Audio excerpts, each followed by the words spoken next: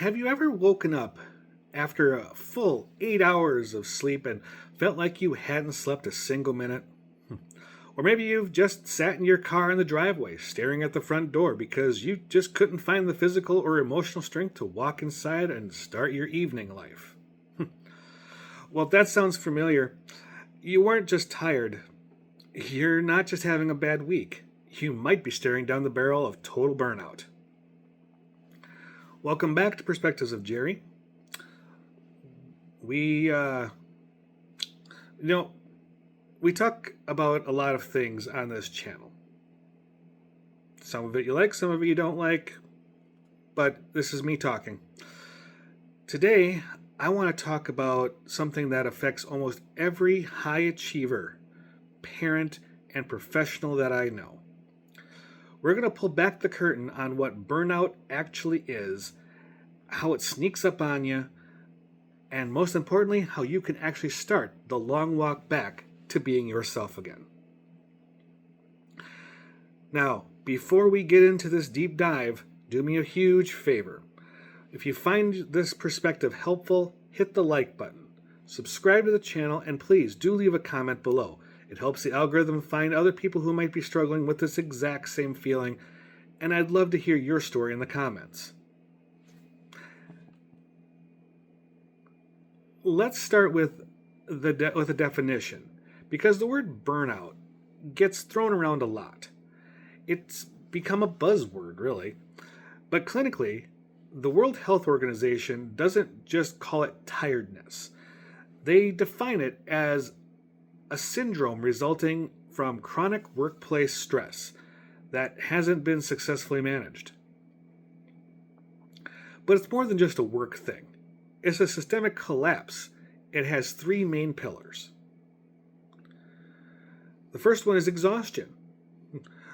This one we all know.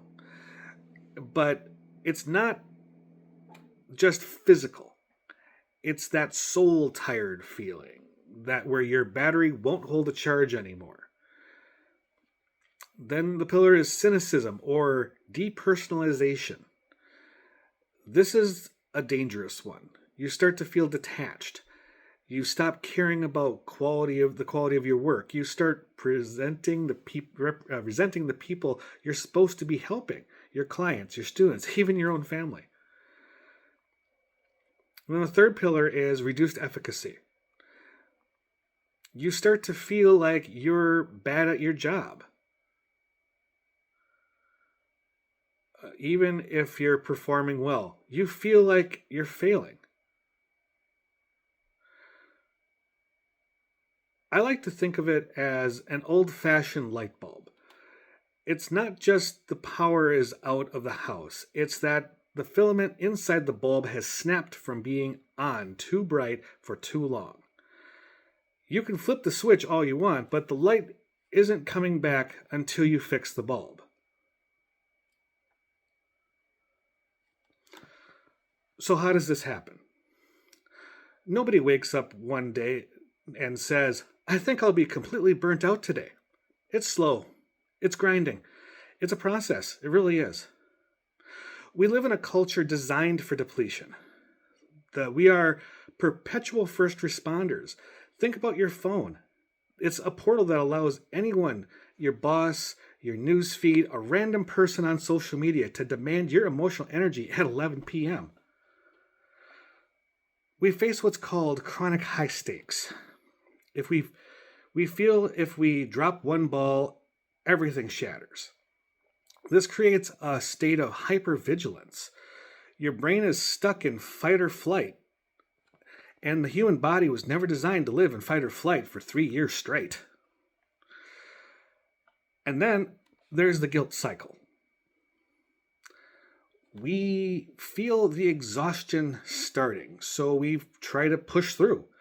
We repress our fear and our fatigue because we think resting is a sign of weakness.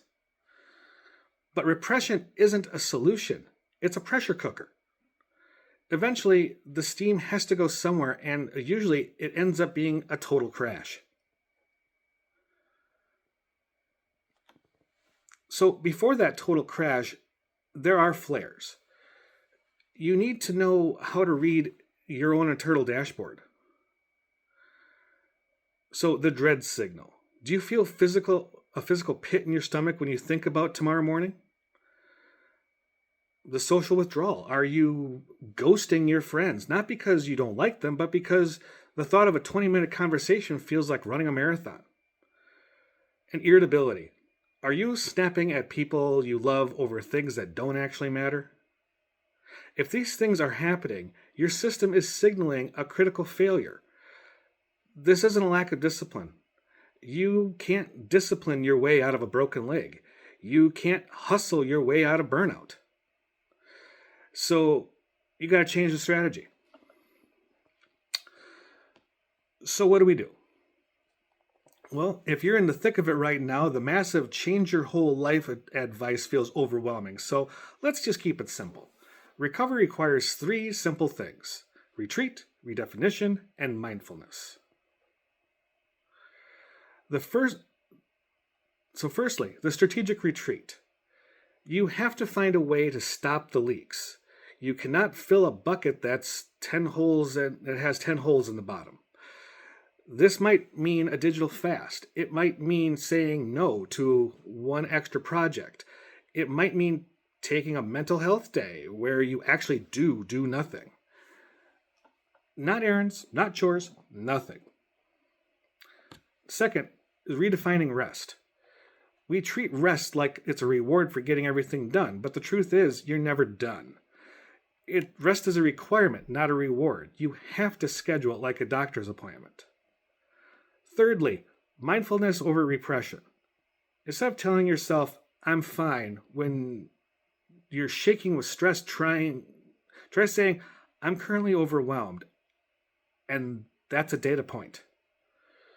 Acknowledging the fire is the only way to put it out. So I have a mission for you the next 7 days. I want you to identify one thing that's draining your energy, one specific app, one specific recurring meeting, or a specific habit. And I want you to cut it out for a week. Just one. And in its place, I want you to commit to one act of self-preservation. Maybe it's 15 minutes sitting on your porch with no phone. Maybe it's going to bed at 30 minutes earlier. Just one win to prove to your brain that you are still the one in charge of your life. Burnout is heavy. It feels like a fog you never walk out of. But remember, a fog is just a cloud touching the ground. Eventually the sun comes out and the wind shifts and it clears. But you have to be patient with yourself while you wait for the weather to change. The most important act of service you can perform for the world and for the people who depend on you is to be healthy and to be a whole person. You can't light the way for others if your own light has gone out. I want to thank you for spending time with me today on Perspectives of Jerry. If this perspective resonated with you, please do share this video with one person you think might be struggling. Let's look out for each other. Okay? I'll see you in the next video. Please stay wise, stay grounded, and above all, please do be rested. Have a good day.